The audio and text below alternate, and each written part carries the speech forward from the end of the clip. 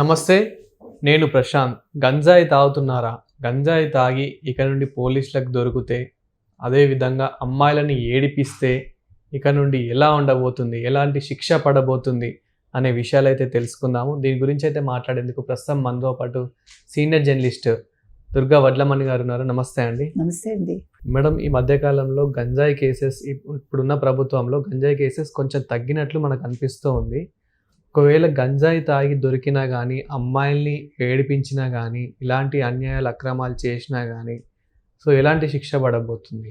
ఒక 5 సంవత్సరాలు అంటే 2019 నుంచి 2024 మధ్యకాలంలో ఆంధ్రప్రదేశ్ ఏ రకంగా తయారైంది అంటే గంజాయి ప్రదేశ్గా మారింది, మధ్యప్రదేశ్గా మారింది.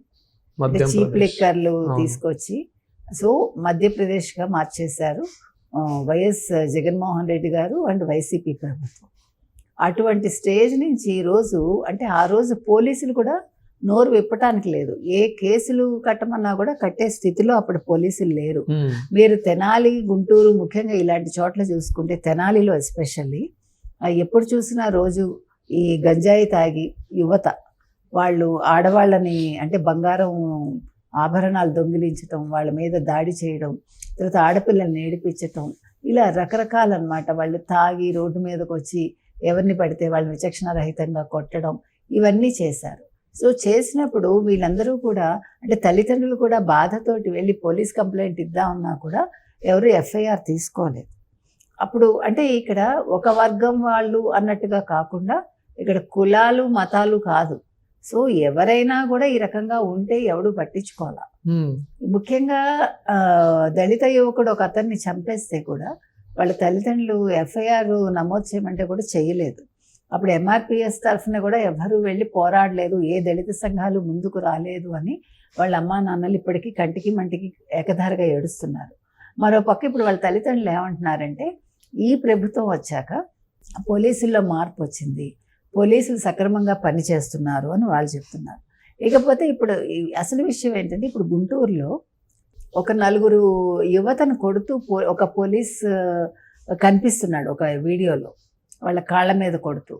అది అంటే మనం తెలియకుండా పోలీసుల్ని మనం నిందించకూడదు, తెలియకుండా మనం పోలీసులు నిందించకూడదు. ఎందుకంటే ఇప్పుడు పోలీసులు ఎవరైతే గంజాయి తాగి అల్లరి చేసినా, మొన్న ఒక చిరంజీవి అనే ఒక కానిస్టేబుల్ని ఈ 4 ఎవరైతే ఉన్నారో కిరణ్, తర్వాత కరీముల్లా, ఇంకో 2 పేర్లు వచ్చాయి, మొత్తం 4 పిల్లలు వాళ్ళు గంజాయి మత్తులో కానిస్టేబుల్ని కొట్టారు వాళ్ళు. మరి అలాంటి వాళ్ళని ఏం చేయాలండి? వదిలేయాలా? ఇప్పుడు తల్లిదండ్రులు కొట్టడానికి లేదు, ఉపాధ్యాయులు కొట్టడానికి లేదు, పోలీసులు కొట్టడానికి లేదంటే యువత ఏం చేస్తారు? గంజాయి తాగేసి, గంజాయి చాక్లెట్స్ తినేసి, గత ప్రభుత్వం అన్నీ రెడీ చేసి పెట్టినవి ఇవన్నీ తిని తాగి వాళ్ళు ఆడపిల్లల్ని ఏడిపిస్తారా? కదా. లేకపోతే రోడ్డున వచ్చేపోయే వాళ్ళని కొడతారా? అంటే ఒక పోలీసుని కొడతారా వాళ్ళు? అలాంటి వాళ్ళని ఉపేక్షించద్దు, మనం చెప్పేది అది. అసలు ఆలోచించద్దు. మక్కలు విరగదనడం అంటారు చూడండి, అట్లా చెయ్యాలి, వాళ్ళని బుద్ధి రావాలి. ఇప్పుడు అదే ఆ పోలీస్ చేశారు. ఇవాళ గుంటూరు సిఐ కూడా అదే చెప్పారు, ఇది మొత్తం మేము విచారణ జరిపించాము, ఇది జరిగింది. అతన్ని చంపడానికి కూడా ప్రయత్నించారు. మళ్ళీ అతను కొట్టినందుకు పోలీస్ స్టేషన్కి వచ్చి ఆ చిరంజీవి అనే కానిస్టేబుల్ని చంపడానికి వాళ్ళు ప్రయత్నించారు. తప్పు కదా. కాబట్టి ఇవాళ మీకు గంజాయి రహిత రాష్ట్రంగా తయారు చేస్తామని మహానాడులో నిన్న లోకేష్ గారు మాట్లాడారు, చంద్రబాబు నాయుడు గారు మాట్లాడారు, సామాన్యులు మాట్లాడారు. అంటే 5 సంవత్సరాలు ఒక గంజాయి మత్తులో తూగిన చిన్న పిల్లలు కావచ్చు, అంటే బడికెళ్ళే పిల్లలు కావచ్చు, లేదు యువత కావచ్చు, ఎవరైనా పెద్దవాళ్ళు కావచ్చు, వాళ్ళు మెడికల్ షాప్స్లో కొనుక్కోవడం. మీకు గుర్తుంటే కనుక చాక్లెట్స్ కూడా, గంజాయి చాక్లెట్స్ కూడా అమ్మారు. చూడటానికి మామూలు చాక్లెట్ లాగానే ఉంటుంది. మీకు గంజాయికి సంబంధించి కంటైనర్స్ కూడా వచ్చాయి కదా. ఒక కంటైనర్ తాడేపల్లికి కూడా వెళ్ళింది అప్పట్లో. కాబట్టి ఇవాళ మీకు గంజాయి రహిత రాష్ట్రంగా చేయటానికి ఈ ప్రభుత్వం కంకణం కట్టుకుందండి. అందులో భాగంగా పోలీసులు కూడా చాలా సక్రమంగా పనిచేస్తున్నారు. పోలీసుల తీరును తప్పుపట్టడానికి లేదు. అవసరమైతే ఆ పిల్లల్ని కొట్టి వాళ్ళ మీద కేసు పెట్టి జైల్లో పెట్టాలి. ఎందుకంటే తల్లిదండ్రులు కూడా గత 5 సంవత్సరాల్లో వాళ్ళు మానసికంగా పడ్డ వేదనకి ఇవాళ ఒక జవాబు దొరుకుతుంది. ఎందుకంటే అప్పుడు ఎవరు కేసులు తీసుకునే వాళ్ళు లేరు, పిల్లల్ని ఏం చేయాలో తెలియదు. ఈ గంజాయిని అరికట్టే వాళ్ళు లేరు. అది విచ్చలవిడిగా దొరికేది.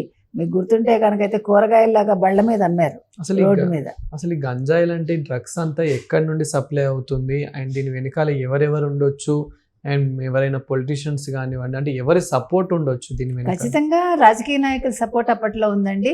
మీకు అసలు ఉత్తరాంధ్రలో అయితే ఎంత సాగు చేశారు, 11,000 ఎకరాల్లోనే ఎంతో అప్పుడు గంజాయి సాగు చేశారు.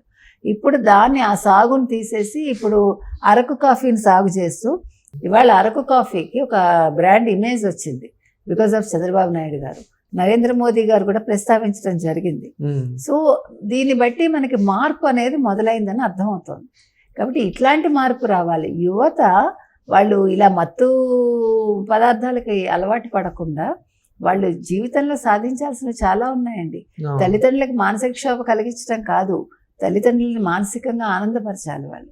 కాబట్టి ఇవాళ పోలీసుల తీరు ప్రశంసనీయం అండి. పోలీసుల్ని మనం విమర్శించద్దు ఇలాంటి విషయాల్లో. పోలీసులు సక్రమంగా పనిచేస్తున్నారని మనం అందరం కూడా మెచ్చుకోవాలి. వాళ్ళని ఇలాంటి విషయాల్లో మనం పోలీసులను ఎంకరేజ్ చేయాలి. ఇలాంటి తప్పు చేసే యువతని మనం పట్టివ్వాలి పోలీసులకి. తల్లిదండ్రులైనా సరే పరువు పోతుంది, లేకపోతే నా పిల్లాడు ఏదో అయిపోతాడు, ఏమీ అవడు. అలాంటి వాళ్ళని ఇప్పుడు రిహాబిలిటేషన్ సెంటర్స్ ఎన్ని పెట్టలేదు. అవును, నిన్న కూడా మనం మాట్లాడుకున్నాం. నేను ఇంకొకటి కూడా అన్నాను, ఇప్పుడు ఈ రిషికొండలో ఏదైతే కట్టించాడో భవనాలు, వాటిని అసలు రిహాబిలిటేషన్ సెంటర్స్గా మార్చేయచ్చు నన్ను అడిగితే. మంచి రిహాబిలిటేషన్, ఎందుకంటే అటు సైడ్ ఉత్తరాంధ్రలోనే మీకు ఎక్కువ ఈ గంజాయి ఇదంతా ఉంది కాబట్టి మొత్తం అంటే గుంటూరు నుంచి ఎవరున్నా కూడా అక్కడ చేర్చి వాళ్ళని మానసికంగా ఆరోగ్యవంతులు చేసి వాళ్ళని బయటికి పంపిస్తే బాగుంటుంది. అంటే రిషికొండను ఏం చేయాలి, ఆ ప్యాలెస్ని అనుకున్నారు కాబట్టి మనం ఒక ఆలోచన అంతే. కాబట్టి ఈ ప్రభుత్వం చాలా సక్రమంగా పనిచేస్తోందండి. రిహాబిలిటేషన్ సెంటర్స్ పెట్టారు. యువతని మంచి మార్గం వైపు పెట్టడానికి, వాళ్ళకు ఉపాధి కల్పించడానికి, వాళ్ళకు ఉద్యోగ అవకాశాలు కల్పించడానికి ఈ ప్రభుత్వం కృషి చేస్తోంది. కూటమి ప్రభుత్వం కాబట్టి, తెలుగుదేశం కూటమి.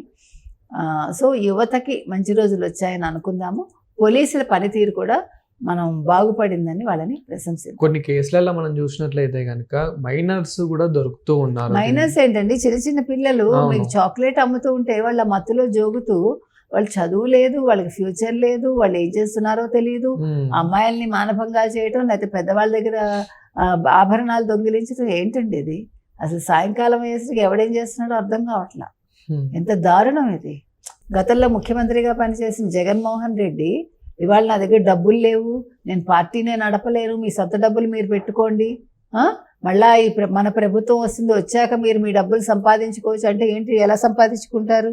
ఇప్పుడేమో నువ్వు అన్యాయాలు చేయలేదు, అక్రమాలు చేయలేదు, నువ్వు స్కాములు చేయలేదు, నువ్వు మద్యం స్కామ్ చేయలేదు, ఏ కుంభకోణాలు చేయలేదు, కానీ నీ దగ్గర మాత్రం ఇన్ని వ్యాపారాలు ఉంటాయి. నువ్వు ఎన్ని కోట్లు నువ్వు ఇప్పుడు ట్యాక్స్ కట్టావో బయటకు తీస్తే అర్థం అవుతుంది నీ దగ్గర డబ్బులు ఉన్నాయో లేదు. నీ పేరున ఎన్ని బిజినెస్లు ఉన్నాయి. సిమెంట్ బిజినెస్ ఉంది, లిక్కర్ బిజినెస్ ఉంది, మీకు పేపర్ ఉంది, ఛానల్ ఉంది, తర్వాత సరస్వతి పవర్ ఇవి ఉన్నాయి, పవర్ ప్రాజెక్ట్స్ ఉన్నాయి. మీకు ఇన్ని ఉండి నీ దగ్గర డబ్బులు లేవంటున్నావు, పార్టీ నడపలేనంటున్నావు.